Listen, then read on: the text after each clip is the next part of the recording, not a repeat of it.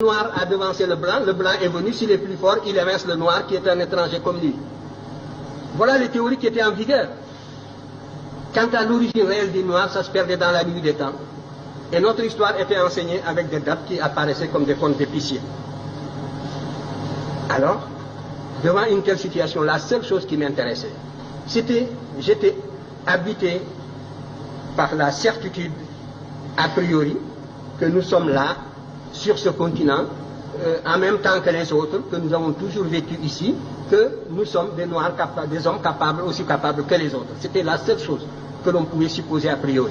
Et ce qui m'intéressait, c'était donc de retrouver ce chemin humble qui me conduirait à nos ancêtres les plus lointains. Et quand je suis tombé sur l'Égypte, mes camarades le savent de ma génération, j'étais gêné. Ça ne m'intéressait absolument pas de tomber sur l'Égypte pour ce que je cherchais. Si le fil conducteur, c'est la continuité, c'est la restauration de la conscience historique qui m'intéressait, c'est cette conscience historique qui est le ciment, qui réunit les individus d'un peuple, qui fait qu'un peuple n'est pas une population, un agrégat d'individus sans lien.